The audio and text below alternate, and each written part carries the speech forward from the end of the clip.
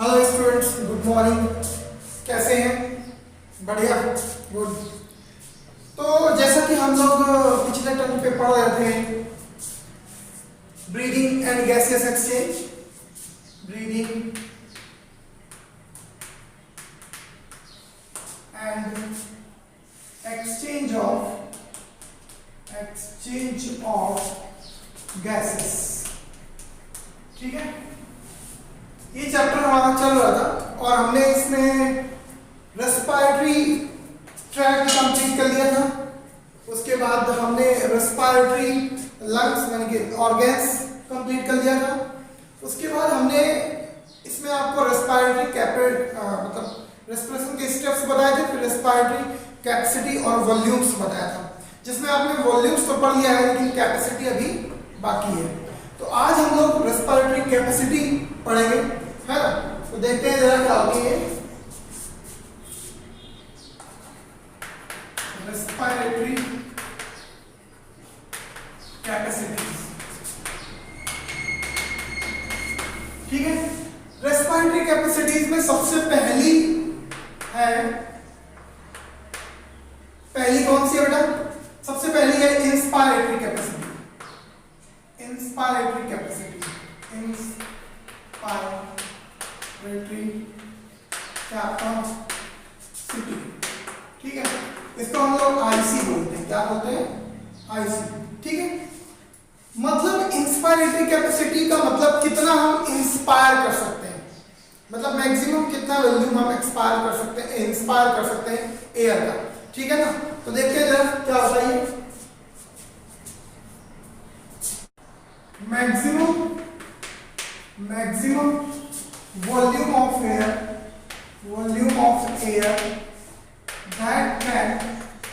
that can inspired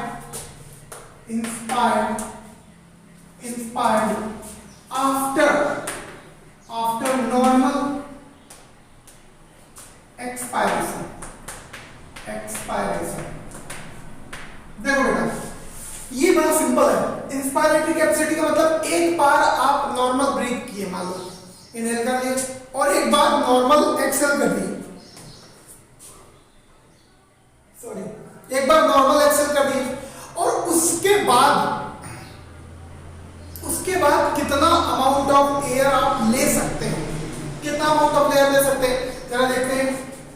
देखो IC equals to क्या होता है? एक तो आप PV लेंगे, जो नॉर्मल वॉल्यूम है वो लेंगे, PV मतलब टाइडल वॉल्यूम, जो 500 ml आती है।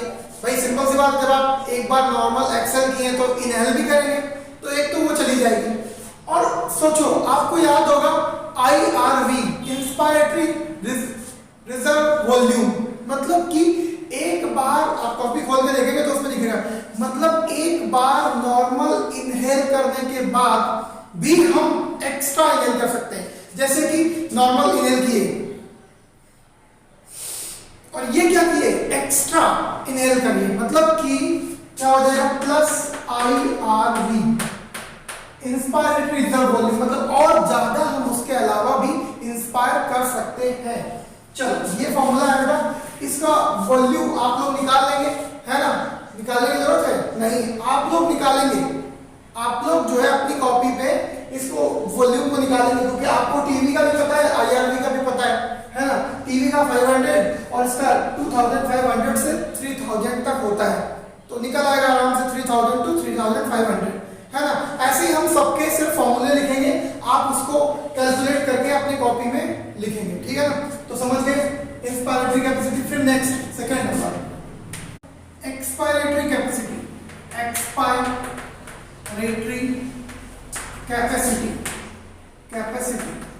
अब बेटा एक्सपायरेटरी कैपेसिटी क्या है, देखो ध्यान से, है ना। मतलब कि क्या यहां पे लिखेंगे, इसको हम लोग EC बोलेंगे। क्या बोलेंगे? EC बच्चा, है ना। अब देखो इसमें लिखेंगे क्या, maximum volume of air that can expired after क्या आएगा, इनहेलेशन। मतलब आप कितना एक्सपायर कर सकते हैं, एक्सपायरेटरी कैपेसिटी है ना। तो देखो पहले तो एक नॉर्मल आप इनहेल किए, आप कौन सी पहले निकालेंगे, पहले तो जो आप नॉर्मल इनहेल किए हैं उसको नॉर्मल एक्सेल करेंगे, ठीक है ना। तो देखो इसी का फॉर्मूला क्या होगा, EC इक्वल्स टू, ठीक है, बहुत ध्यान से, जो नॉर्मल एक्सेल करेंगे उसको भी हम लोग क्या बोलेंगे, टीवी टाइडल वॉल्यूम जो जाता है आता है उसी को तो बोलते हैं नॉर्मल इनहेलेशन और एक्सेलेशन में, ठीक है। इसके बाद भी आप कुछ और निकाल सकते हैं, यानी कि एक बार नॉर्मल एक्सेल किए तो आप देखो ERV आपके पिछले टॉपिक में वॉल्यूम में दिया है, plus ERV expiratory reserve volume. तो बेटा ये इसका फॉर्मूला हो गया, इसको भी आप कैलकुलेट करके निकाल लेंगे, ठीक है। इसका वॉल्यूम भी ध्यान रखना है आपको। इसके बाद फिर थर्ड नंबर आएगा फंक्शनल रेजिडुअल कैपेसिटी, ठीक है, इसको बोलते हैं हम लोग FRC, ठीक है, क्या बोलते हैं, FRC। तो देखो फंक्शनल रेजिडुअल वॉल्यूम मतलब जो लंग्स में जनरली हमेशा बनी रहती है, जो लंग्स में हमेशा बनी रहती है। तो अब देखो ध्यान से, आप टीवी क्या करते हो, टीवी टाइडल वॉल्यूम को क्या करते हो, लेते हो छोड़ते रहते हो, लेते हो छोड़ते रहते हो। नॉर्मल इनहेलेशन और एक्सहेलेशन में आप क्या करते हो, वही तो करते हो, एयर को लेते हो छोड़ देते हो, लेते हो छोड़ देते हो, यही करते हो ना। तो वो तो 500 आती जाती रहती है ना। अब क्या होता है, जो फोर्सफुल एक्सपायर करते हो, जो आप अंदर से एयर निकालते हो, उसे क्या बोलते हैं, एक्सपायरेटरी रिजर्व वॉल्यूम। तो बहुत ध्यान से यहां पे हम पहले फॉर्मूला लिखेंगे फिर डेफिनेशन लिखेंगे। तो FRC इक्वल्स टू क्या होगा, बहुत ध्यान से बेटा, एक्सपायरेटरी रिजर्व वॉल्यूम। मतलब ये आप नहीं निकालते हैं, ये रेगुलर कंडीशन में नहीं निकालते हैं, क्यों, क्योंकि ये एक्सपायरेटरी रिजर्व वॉल्यूम ये जब फोर्सफुल एक्सपायरेशन करेंगे तब निकलेगी, समझ रहे हो। मतलब ये बोल रहा है कि लंग्स में कौन सी वॉल्यूम जो होती है वो फंक्शनल रहती है ना, वो बोल रहा है। तो FRC मतलब ERV एक्सपायरेटरी रिजर्व वॉल्यूम हो गया। अच्छा फोर्सफुल एक बार निकाल दें तो क्या आप लंग्स में आपके एयर नहीं रह जाएगी, रहेगी भाई। उस एयर को क्या बोलते थे, रेजिडुअल वॉल्यूम प्लस RV, और इसको हम लोग निकालेंगे तो हमारा जो भी आंसर आएगा वो निकल के आ जाएगा, कंफर्म। अब इसका डेफिनेशन देखते हैं, volume of air which remains in lungs after normal expiration। मतलब आपने एक बार नॉर्मल एक्सपायरेशन कर दिया तो उसके बाद आपके पास क्या बचेगा, एक तो आपके पास एक्सपायरेटरी रिजर्व वॉल्यूम बचेगा जो फोर्सफुल एक्सेलेशन से निकालते हैं, और प्लस जो लंग्स में रेजिडुअल वॉल्यूम होता है वो बचेगा। तो ये फॉर्मूला हो गया FRC का, तीनों को नोट करें फिर आगे देखते हैं। अब बेटा फोर्थ नंबर देखते हैं। फोर्थ नंबर क्या है, वाइटल कैपेसिटी, ठीक है। वाइटल कैपेसिटी को हम लोग VC बोलते हैं, ठीक है, देखना ध्यान से। वाइटल कैपेसिटी का मतलब क्या है देखते हैं, पहले तो थ्योरी को देख लेते हैं। मैक्सिमम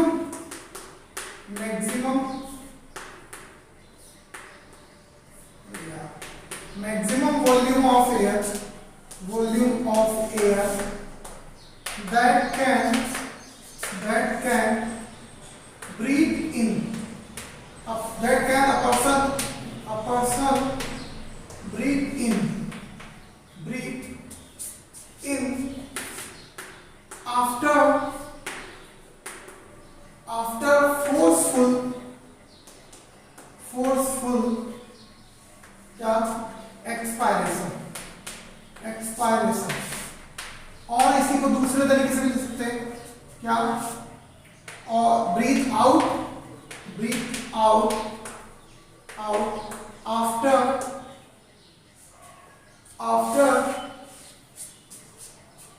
forceful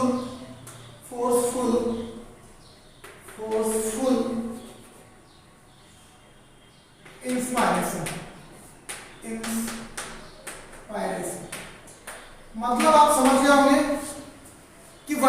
कैपेसिटी क्या है? देखो एक बार आप क्या करो, नॉर्मल इनहेल कर दो, एक्सेल कर दो, एक्सेल करने के बाद अंदर से और ताकत दो और एयर निकाल दो, है ना। हम एक टिक करके दिखा रहे हैं आपको, है ना, मजा आ रहा होगा दिखने में। तो कुछ नहीं है, तुम भी कर सकते हो ऐसे, है ना। तो क्या होता है, एयर को बाहर निकाल दो पूरी ताकत से, जितनी ताकत लगा सकते हो उतनी। मतलब ज्यादा ना लगाया, नंबर मुरा गया तो दिक्कत हो जाएगा, है ना। वैसे ऐसा होगा नहीं, है ना, लेकिन फिर भी फोर्सफुल एक्सेलेरेशन कर दिया, फोर्सफुल एक्सेलेरेशन कर दिया ऐसे। और फिर उसके बाद जो जो एयर आपने ली उसे बोलते हैं हम लोग वाइटल कैपेसिटी। देखते हैं जरा कौन कौन सी एयर लेंगे। तो VC इक्वल्स टू क्या हो जाएगा, पहले तो आप टीवी लेंगे जो, या फिर आप जो आपने एक्स्ट्रा निकाल दिए एक्सपायरेटरी रिजर्व वॉल्यूम, पहले आप ERV लेंगे, फिर क्या लेंगे, फिर टीवी लेंगे 500, फिर क्या लेंगे, इंस्पायरेटरी रिजर्व वॉल्यूम, क्योंकि आप ज्यादा इनहेल करते चले जा रहे हैं फोर्सफुल, तो क्या होगा, इंस्पायरेटरी रिजर्व वॉल्यूम भी जाएगा, है ना। तो बेटा ये तीनों जाएगा, तो ये हो जाएगा हमारा vital capacity, ERV plus TV plus IRV। Confirm, very good. तो इस तरीके से ये हो गया, समझ में आया। फॉर्मूला के साथ आप कैलकुलेट करके वॉल्यूम लिखेंगे, ये बात ध्यान रखें। फिर आता है 5th number, total lungs capacity, lungs capacity, ठीक है। टोटल लंग्स कैपेसिटी, देखो TLC बोलते हैं इसको, TLC, टोटल लंग्स कैपेसिटी। क्या होगा ये, maximum volume of air, maximum volume of air, volume of air that air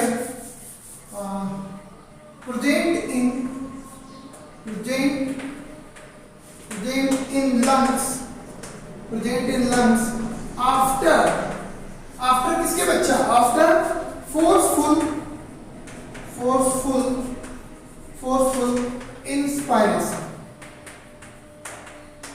forceful inspiration के बाद जो लंग्स में वॉल्यूम जाएगा उसे हम लोग टोटल लंग्स कैपेसिटी बोलेंगे, क्योंकि उसके बाद आप पूरी ताकत से एयर लीजिए अंदर, उसके बाद आप एयर ले सकते हैं, नहीं ले सकते हैं। तो देखो TLC का फॉर्मूला क्या होगा, TLC इक्वल्स टू, है ना, TLC इक्वल्स टू क्या होगा, पहले तो लंग्स के अंदर RV ऑलरेडी थी, बहुत ध्यान से, पहले तो लंग्स के अंदर RV होगा, reserve volume, residual volume, plus lungs के अंदर ERV भी पहले से थी, है ना, ठीक है। फिर लंग्स के अंदर क्या गई, टीवी गई, टाइडल वॉल्यूम, ठीक है। और फिर लंग्स के अंदर क्या गई, IRV, ठीक है। तो ये हो गया हमारा फॉर्मूला किसका, किसका हो गया, TLC का। अब TLC को हम एक और तरीके से लिख सकते हैं, देखते हैं जरा कौन सा दूसरा तरीका है, कौन सा देखते हैं। TLC इक्वल्स टू ये भी लिखा हो सकता है FRC प्लस IC, ये भी हो सकता है बच्चा। देखो FRC मतलब फंक्शनल रेजिडुअल वॉल्यूम क्या होती है, ठीक है, ये होती है RV प्लस ERV, आप पीछे नोट किए देख सकते हैं। और IC क्या होता है, TV प्लस इंस्पायरेटरी कैपेसिटी क्या होती है, TV प्लस IRV। तो इससे भी नोट कर सकते हैं, तो इसको नोट करें।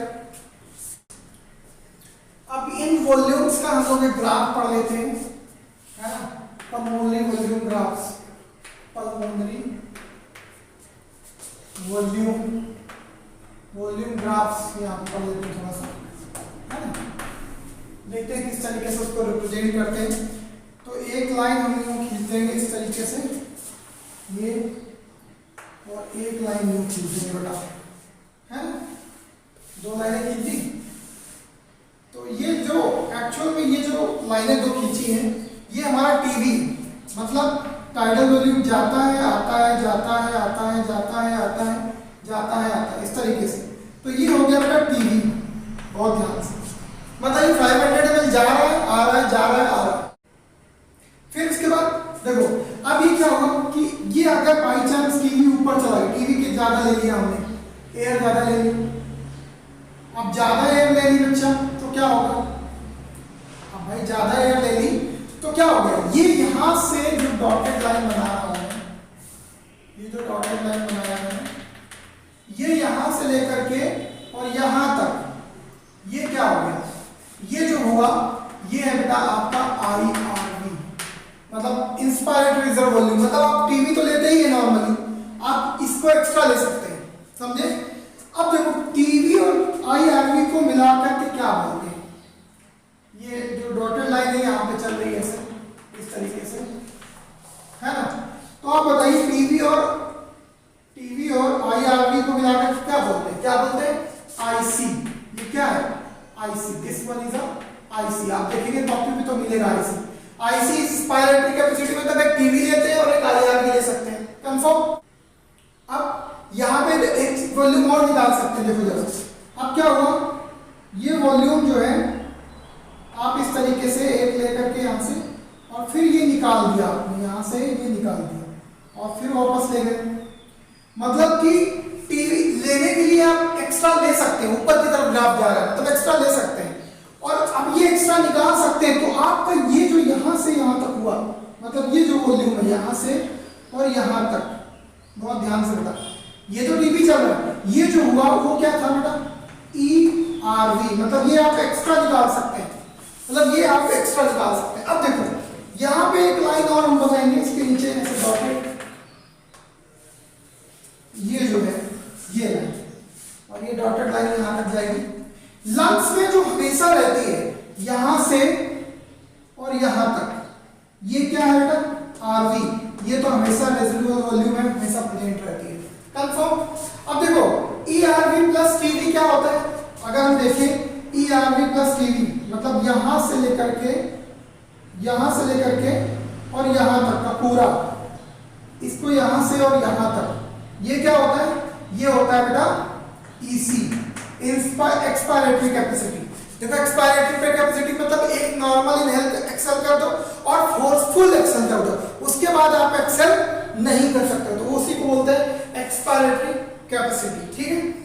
अब अगर हम बात करें नेक्स्ट की वाइटल कैपेसिटी की, किसकी बात करेंगे, वाइटल कैपेसिटी। तो वाइटल कैपेसिटी देखो कहां से कहां तक होती है, वाइटल कैपेसिटी यहां से लेकर के और ये यहां तक, मतलब कि VC में क्या क्या आ जाएगा, VC में क्या क्या आ जाएगा, VC में आपका IRV आ जाएगा, TV आएगा, ERV आएगा, ये मतलब VC में आपका तीनों आ जाएगा, कंफर्म। और उसके बाद फिर क्या होगा, यहां से लेकर के और यहां तक का पूरा जो पार्ट होगा, मतलब नीचे तक का, यहां तक का, ये पूरा क्या होगा, ये होगा बेटा TLC, ठीक है, TLC total lungs capacity, confirm. इस ग्राफ को आप समझ में आ रहा होगा, देखो ये सब आप जहां जहां मैंने एरो लगाया है उनको आप मिलाइए, आप अपने फॉर्मूले से मिलाएंगे। देखो IRV इंस्पायरेटरी रिजर्व वॉल्यूम होता है, ये टीवी चल रहा है, टीवी 500 जा रहा है, आ रहा है, 500 जा रहा है, आ रहा है, ये टीवी स्लाइड में चल रहा है। अगर टीवी से ज्यादा ले लिए तो IRV, टीवी से कम, टीवी से ज्यादा निकाल दिए तो क्या होगा, ERV। तो टीवी प्लस ERV IC होता है, फिर इसका ERV प्लस TV EC होता है, बताइए। फिर इसका ERV TV और IRV ये क्या होता है, VC होता है, और पूरा सब मिला के क्या होता है, TLC होता है ना। और इसमें एक चीज बची, देखो ये ERV, यहाँ पे ERV प्लस RV, यहां से मतलब ये जो ERV है, ERV से लेकर के ये यहां से लेकर के और यहां तक के ये जो एरिया है ERV, इसको क्या बोलते हैं, FRC। इनके वॉल्यूम्स लिखे हैं और इस चार्ट को अगर समझ गए हो तो ठीक है ना, नहीं तो हम डाउट्स सब क्लियर कर देंगे, तो इसको भी नोट कर लें।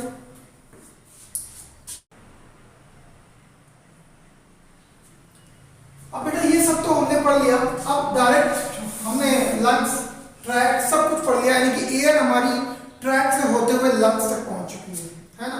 लंग्स की कितनी कैपेसिटी थी, उसके पास क्या वॉल्यूम था, वो भी पढ़ लिया। अब डायरेक्ट हम लोग आ जाएंगे एक्सचेंज ऑफ गैसेस, इस पे आ जाएंगे, एक्सचेंज ऑफ गैसेस, इस टॉपिक पे आ जाएंगे, एक्सचेंज ऑफ गैसेस। देखते हैं जरा क्या होता है ये टॉपिक और किस तरीके से होता है।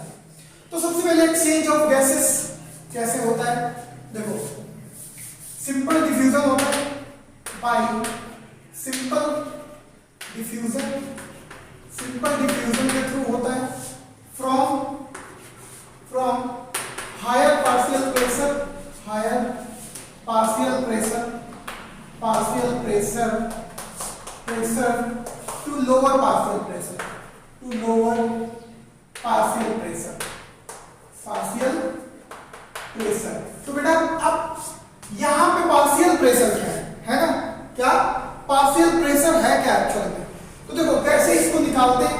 पार्शियल प्रेशर कैसे निकालते हैं, है ना, देखते हैं जरा। Total air pressure in atmosphere, total air pressure, है ना, air pressure in atmosphere, atmosphere में टोटल एयर प्रेशर कितना है 760 mmHg, कितना है 760 mmHg, ठीक है। ये मिक्सचर ऑफ गैसेस, यानी कि ये किसका है, मिक्सचर ऑफ गैसेस, इसमें सब मिक्स है, मिक्सचर ऑफ गैसेस सब मिक्स है। अब जैसे आपको ऑक्सीजन का निकालना है, तो सबसे पहले देखो पार्शियल प्रेशर ऑफ ऑक्सीजन निकालना है, तो क्या कैसे निकालेंगे देखते हैं जरा, कैसे निकालेंगे। तो सबसे पहले हम रख देंगे percent of O2 and in atmosphere, atmosphere में O2 का परसेंट कितना है ना, इन एटमॉस्फेयर, एटमॉस्फेयर में O2 का परसेंट कितना है बाई 100, ठीक है, इनटू 760, ठीक है ना। ये करेंगे तो हमारा पार्शियल प्रेशर निकल आएगा। तो देखते हैं जरा कितना होगा, 20.8 के आसपास हमारा पार्शियल प्रेशर है किसका, ऑक्सीजन का। 21 बोलते हैं लेकिन 20.8 बाई 100, ठीक है, मल्टीप्लाई 760, और इसको अपन सॉल्व करेंगे तो लगभग 159 mmHg आएगा, कितना आएगा 159 mmHg। तो ऐसे सभी गैसेस का पार्शियल प्रेशर निकाल सकते हैं, कैलकुलेट कर सकते हैं, कंफर्म। तो एटमॉस्फेयर में अगर पूछा जाए पार्शियल प्रेशर ऑफ PO2 का मतलब होता है पार्शियल प्रेशर ऑफ ऑक्सीजन, तो कैसे निकालेंगे इसको, तो आपके पास फॉर्मूला है, आप आराम से निकाल सकते हैं, ठीक है ना, पॉइंट, है ना, तो निकाल सकते हैं सभी गैसेस। तो हमें अभी CO2 और O2 का ही निकालना है। तो अगर हम CO2 का निकालेंगे, PCO2 का निकालेंगे तो परसेंट वही फॉर्मूला ही लगा देंगे, तो देखेंगे 0.03% है, कितना है 0.03% है इसका, और इसके बाद इसका बटा 100 और मल्टीप्लाई 760, तो इसको अगर हम निकालेंगे तो लगभग आएगा 0.25 के आसपास, 0.25 mmHg, कितना आएगा 0.25 mmHg, इतना पार्शियल प्रेशर होता है कार्बन डाइऑक्साइड का, है ना। तो इसको हम 0.3 भी लिख सकते हैं, कहीं कहीं किसी बुक में 0.3 भी मिलेगा आपको, लेकिन कैलकुलेट करने पर कितना आएगा 0.25 या 22 के आसपास आएगा। तो इस तरीके से पार्शियल प्रेशर क्या करते हैं हम लोग, कैलकुलेट करते हैं, कंफर्म। इसको नोट कर ले थोड़ा, फिर आगे देखते हैं। अब हम लोग देखेंगे एक्सचेंज ऑफ गैसेस का क्या, इसका कहां पे क्या एक्सचेंज होगा, तो एक्सचेंज ऑफ गैसेस, या यहाँ पे O2 and CO2 from alveoli to blood से, alveoli से ब्लड में जाएगा, and from blood to tissue, ये दोनों हम लोग पढ़ने वाले हैं, ठीक है। मतलब पहले alveoli से कहाँ जाएगा, ब्लड में जाएगा, और फिर ब्लड से कहाँ जाएगा, टिश्यू में जाएगा, कंफर्म, वेरी गुड। अब यहाँ पे हम लोग पहले क्या डिफ्यूजन मेम्ब्रेन देख लेते हैं, डिफ्यूजन मेम्ब्रेन, इसके बारे में बहुत बार डायरेक्ट क्वेश्चन पूछा गया है बेटा। डिफ्यूजन मेम्ब्रेन बहुत इंपॉर्टेंट है। देखो पहले तो हमारे पास ये एल्वियोलाई है,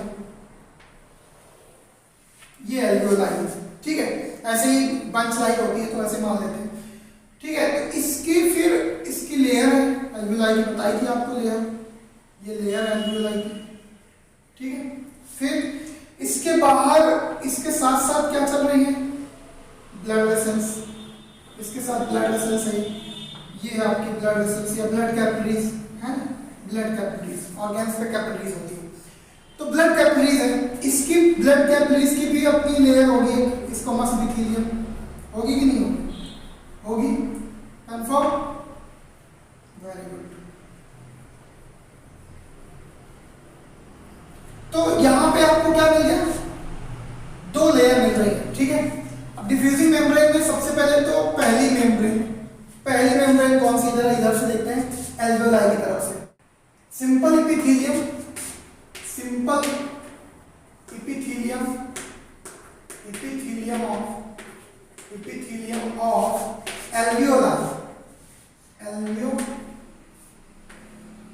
एल्वियोलाई, ठीक है।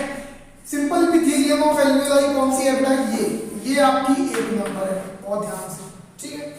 उसके बाद क्या होगा, ये आपकी नीचे वाली जो येलो कलर की ये 3 नंबर है, ठीक है।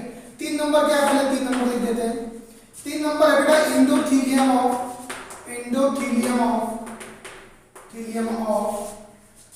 alveoli blood capillaries, alveoli blood capillaries, ठीक है। मतलब एल्वियोलाई के ऊपर जो ब्लड कैपिलरीज है उसकी एंडोथेलियम है, कंफर्म। मतलब ये वाली जो दिख रही है आपको ये है एंडोथेलियम और ये जो दिख रही है वो एपिथेलियम है, ठीक है। इन दोनों के बीच में यहाँ पे बेटा क्या होगा, 2 मेम्ब्रेन्स के बीच में क्या होगा, ये जो है ये सेकेंड नंबर है, क्या है, सेकेंड नंबर पे क्या है, बेसमेंट मेम्ब्रेन। मतलब कि एयर को ये बेस पहले क्या क्रॉस करना पड़ेगा, सिंपल एपिथेलियम ऑफ एल्वियोलाई, फिर उसके बाद बेसमेंट मेम्ब्रेन क्रॉस करना पड़ेगा और सबसे लास्ट में क्या क्रॉस करना पड़ेगा, endothelium of alveoli of blood capillaries, confirm. Sorry यहाँ हाँ एल्वियोलाई ब्लड कैपिलरीज, ठीक है, सही है। तो इस तरीके से इसको करना पड़ेगा। अब इनका जो विड्थ होता है, चौड़ाई है ना, इनकी थिकनेस कितनी होती है, इन तीनों को मिला के थिकनेस कितनी होती है बेटा, 0.2 mm, 0.2 mm। तो आप समझ सकते हैं कितना पतला है, इसकी वैल्यू भी पूछी जा सकती है, तो आप उसको ध्यान रखें। तो ये हो गई हमारी डिफ्यूजिंग मेम्ब्रेन, जहां से डिफ्यूजन होना है, कंफर्म। इसको भी नोट करें, फिर आगे देखते हैं। अब हम लोग बेटा एक्सचेंज ऑफ गैसेस देखेंगे दोनों जगह पे, ठीक है। तो सबसे पहले हम यहाँ पे कुछ एक डायग्राम बनाएंगे और उस डायग्राम के थ्रू समझेंगे, ठीक है, कंफर्म।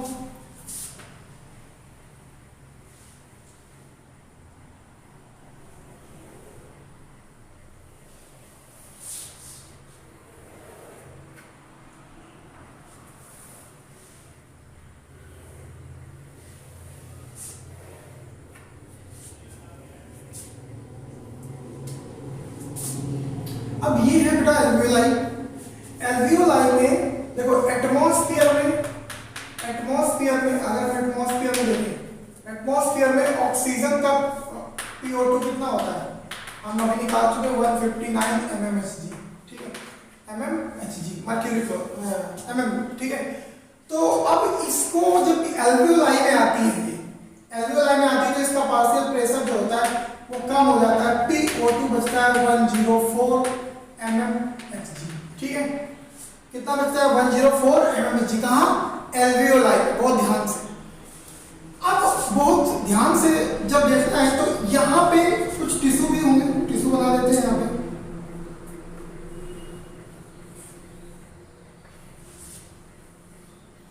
ये सेल्स है, ठीक है, कुछ इस तरीके से ये सेल्स बनी हुई है।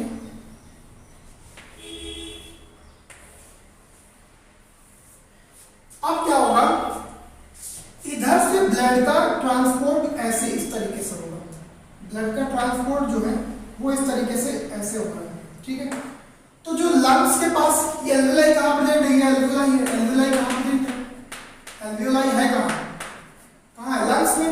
तो बेटा जो लंग्स में ब्लड आएगा, ये जो पाइप, ये जो कैपिलरी है, ये क्या है, डीऑक्सीजनेटेड ब्लड है इसके पास, कैसा, डीऑक्सीजनेटेड ब्लड। अब जब लंग से होकर निकलेगा, मतलब ये मूवमेंट करेगा इस तरीके से, ऐसे इधर जाएगा, तो ये यहाँ पे ब्लड कैसा हो जाएगा, ऑक्सीजनेटेड, बहुत ध्यान से इसको समझना है। तो कैसे ऑक्सीजनेटेड होगा बॉस, ये समझना पड़ेगा अपन को, है ना। अब ये डीऑक्सीनेटेड है, यानी कि अब यहाँ पे ये जो है, यहाँ पे डीऑक्सीनेटेड ब्लड में, यानी कि डीऑक्सीनेटेड ब्लड में partial pressure of carbon dioxide कितना है। तो यहाँ पे हम देखेंगे ये PCO2 कितना है, PCO2 कितना है एक्चुअली, तो ये है बेटा 45 mmHg, कितना है, 45 mmHg। अब यहाँ पे PCO2 कितना है, यहाँ पे PCO2, भाई CO2 का भी तो होगा एल्वियोलाई में, PCO2 कितना है, PCO2 है बेटा यहाँ पे 40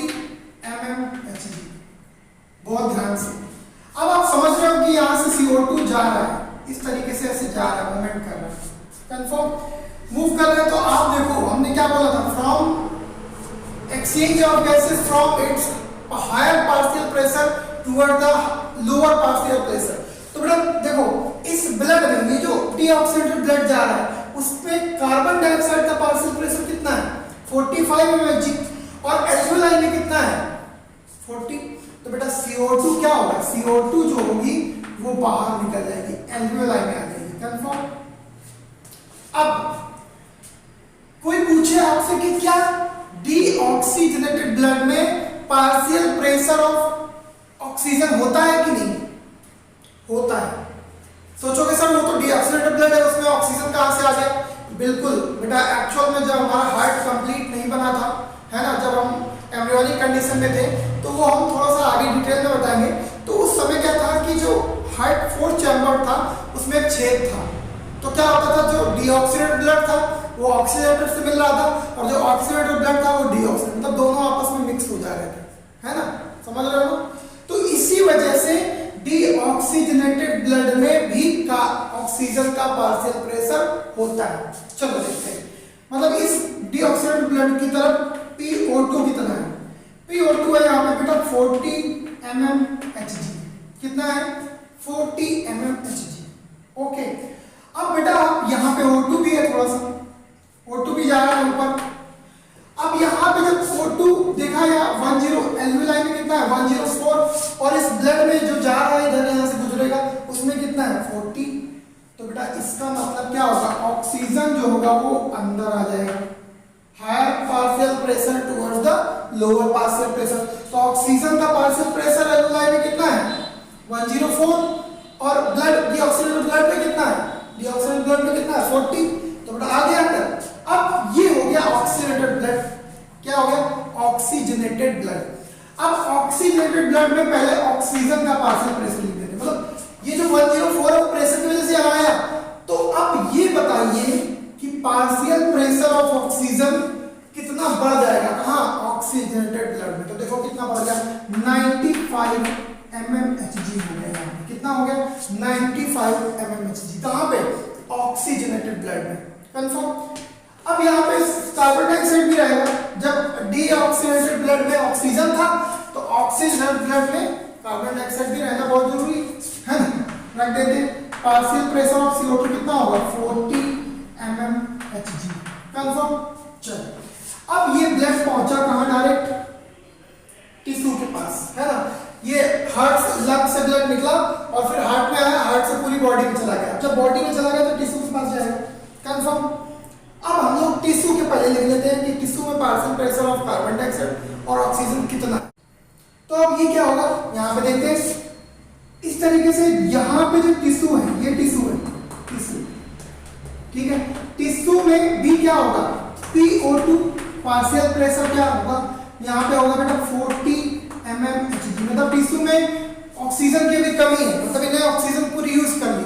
और carbon dioxide partial pressure of carbon dioxide कितना होगा 45 mmHg। तो बहुत ध्यान से अब देखो टिश्यू में ब्लड से कम किसका पार्शियल प्रेशर ऑक्सीजन का। तो मतलब ऑक्सीजन जो कि get dissolve into tissue tissue में चली गई। भाई देखो ऑक्सीजन का कितना है 95 और टिश्यू में कितना है 40। तो higher partial pressure to lower partial pressure. अब यहाँ पे CO2 ज्यादा है टिश्यू में CO2 कितना है 45 और ब्लड में कितनी थी 40। तो बेटा CO2 कहाँ चली जाएगी इसमें ब्लड में और फिर से पार्शियल प्रेशर क्या बना देगा ऑक्सीजन का बन जाएगा 40 और कार्बन डाइऑक्साइड का बन जाएगा 45। तो ये है बेटा exchange of gases at alveoli from alveoli to blood and blood to tissue. Confirm. इसको ध्यान से देखें अगर कोई प्रॉब्लम आती है तो फिर मैं बताता हूं।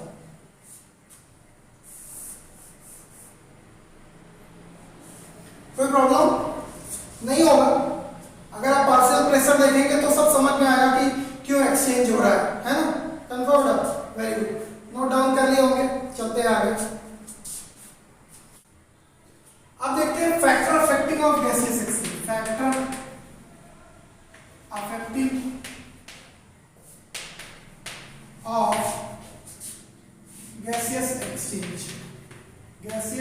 एक्सचेंज ठीक है। मतलब कौन गैसियस एक्सचेंज को अफेक्ट कर सकते हैं। तो पहला factor solubility of gases, first है solubility of gases. Solubility of gases क्या है बेटा? देखो सॉल्युबिलिटी ऑफ गैसेस है ना, यानी कि अगर हम देखें सॉल्युबिलिटी जो है, सॉल्युबिलिटी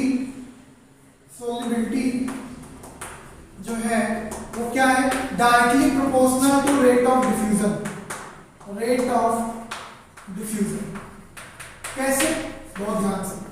अगर बेटा सॉल्युबिलिटी ज्यादा है यानी कि जल्दी से उसके साथ मिक्स हो जा रही गैस, तो रेट ऑफ डिफ्यूजन भी बहुत ज्यादा होगा।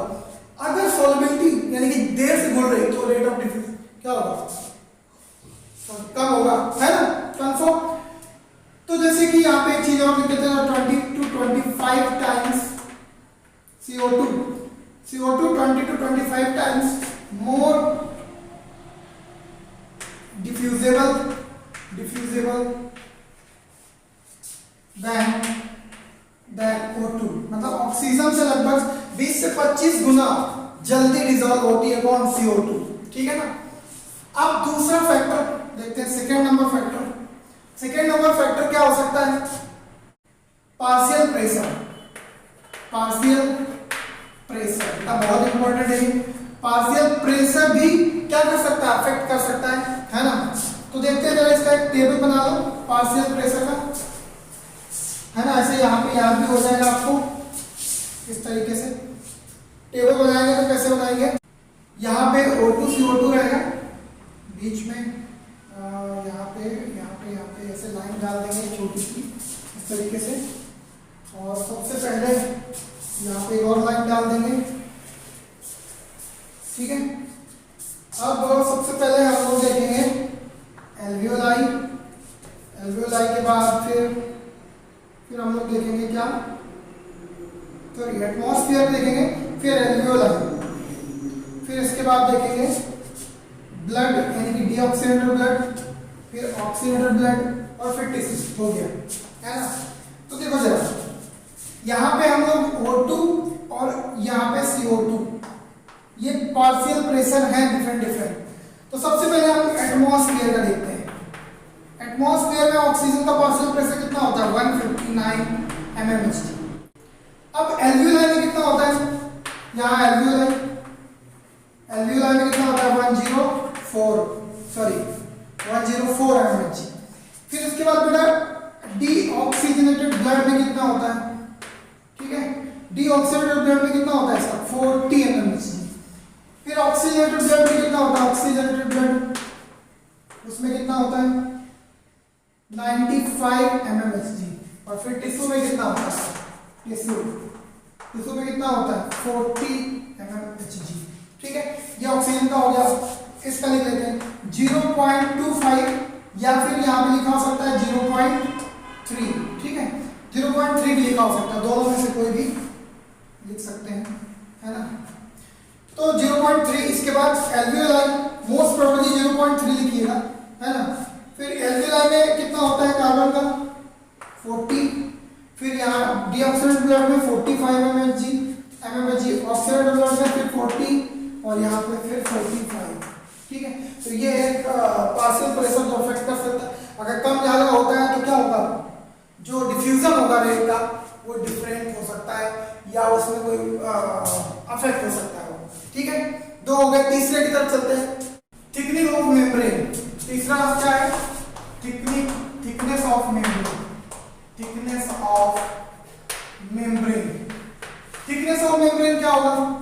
यानी कि thickness of membrane, thickness directly proportional to rate of diffusion,